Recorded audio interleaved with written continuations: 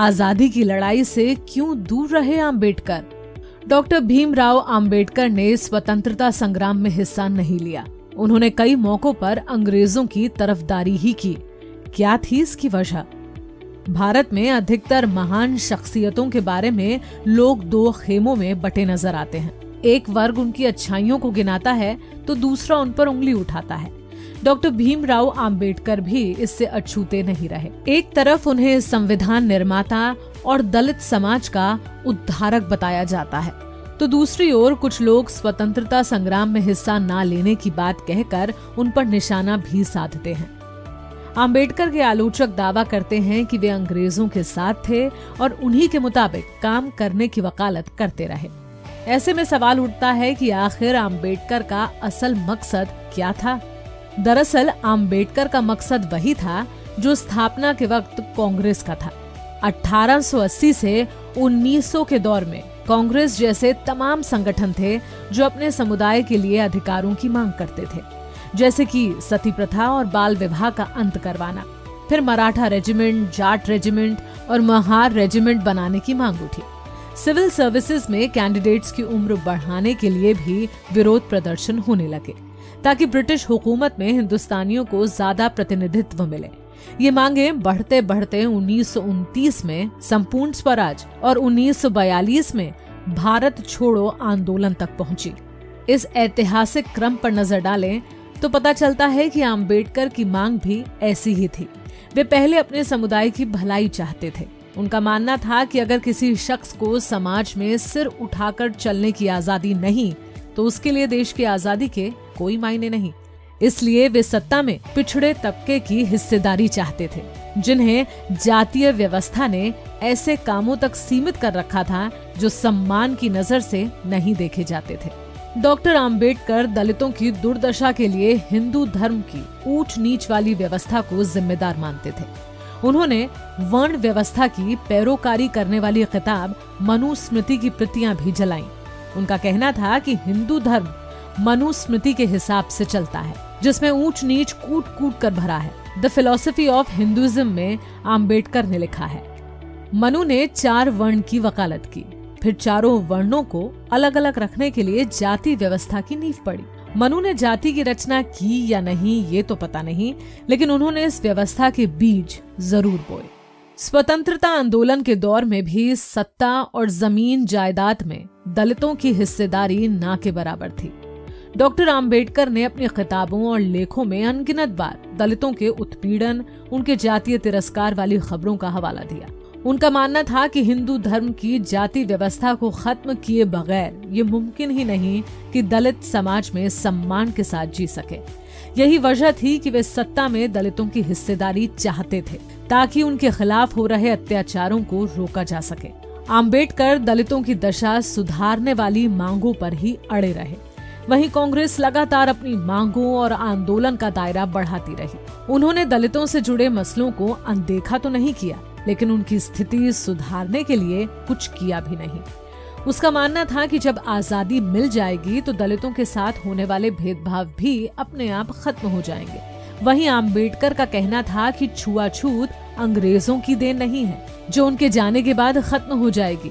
दलितों के साथ ये भेदभाव तो धार्मिक आधार पर सदियों से हो रहा है। आम्बेडकर ने शोषितों और वंचितों को अधिकार दिलाने की अपनी मुहिम जारी रखी। उन्हीं की वजह से साइमन कमीशन वंचित तबके को प्रतिनिधित्व देने को राजी हुआ। वहीं कांग्रेस ने साइमन कमीशन के खिलाफ जोरदार प्रदर्शन चला रखा था। ब्रिटिश सरकार ने अगस्त 1932 में दलितों को पृथक निर्वाचन का अधिकार दिया। इसमें दलितों को 2 वोट देने का अधिकार था।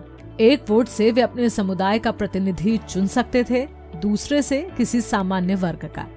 स्वतंत्रता आंदोलन की अगुवाई कर रहे महात्मा गांधी ने पृथक निर्वाचन का जोरदार विरोध किया। उनका कहना था कि इससे दलितों और सवर्णों के बीच की खाई और बढ़ जाएगी। उन्होंने पृथक प्रतिनिधित्व के खिलाफ आमरण अनशन शुरू कर दिया। गांधी की तबीयत बिगड़ने के साथ आम्बेडकर के पुतले जलाए जाने लगे। कई जगह दलित बस्तियों पर हमले भी हुए। आखिरकार आम्बेडकर झुके और 24 सितंबर 1932 को गांधी और आम्बेडकर के बीच पूना पैक्ट हुआ। इससे दलितों के पृथक निर्वाचन और 2 वोट का अधिकार खत्म हो गया।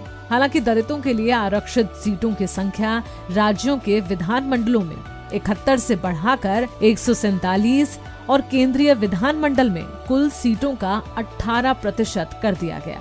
आम्बेडकर वायसराय की एग्जीक्यूटिव काउंसिल के सदस्य थे। उनका दर्जा इस समय के कैबिनेट मिनिस्टर के बराबर का था। उन्हें श्रम विभाग की जिम्मेदारी मिली थी। आम्बेडकर ने वायसराय काउंसिल के सदस्य के रूप में कई महत्वपूर्ण काम किए। उन्होंने वेतन भुगतान के लिए नियम बनवाए, श्रमिकों के लिए कारखाना संशोधन विधेयक पारित कराया।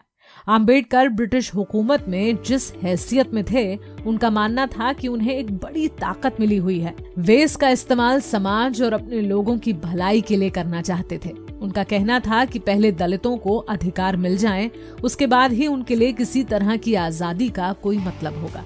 महात्मा गांधी ने अगस्त 1942 में करो या मरो नारे के साथ भारत छोड़ो आंदोलन शुरू किया। आम्बेडकर इस आंदोलन के खिलाफ थे।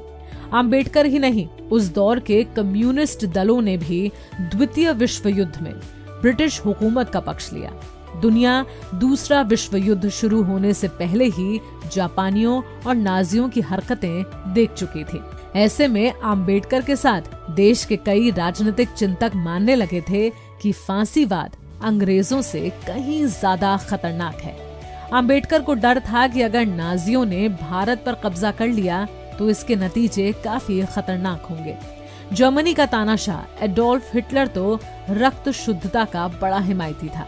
उसके समर्थक तो भारतीयों को एकदम गया गुजरा समझते थे। यही वजह है कि आम्बेडकर ने ब्रिटिश हुकूमत का साथ देने का फैसला किया। उन्होंने कहा, सभी भारतीयों की देशभक्ति यही है कि वे अराजकता फैलने से रोके, क्योंकि इस तरह के आंदोलन हमारे देश को जापान का गुलाम बनाने में मदद करेंगे। अब आम्बेडकर और कांग्रेस का प्रमुख मकसद एकदम अलग हो चुका था। आम्बेडकर अंग्रेजों को भारत से भगाना नहीं चाहते थे। वे अंग्रेजी कानून से सीमित आजादी के पक्षधर थे, जैसा कि कांग्रेस 1929 तक कहती थी। आम्बेडकर और गांधी के बीच तल्खियां भी पूना पैक्ट के बाद बढ़ती गई। उन्होंने गांधी की हत्या पर यहाँ तक कह दिया, गांधी की मौत से कुछ अच्छा निकलकर सामने आएगा। अब जनता को सुपरमैन के जुड़ाव से मुक्ति मिलेगी। लोग अपने बारे में सोच सकेंगे, अपने मकसद के लिए खड़े हो सकेंगे। ये हिस्सा लेटर्स ऑफ आम्बेडकर में प्रकाशित है।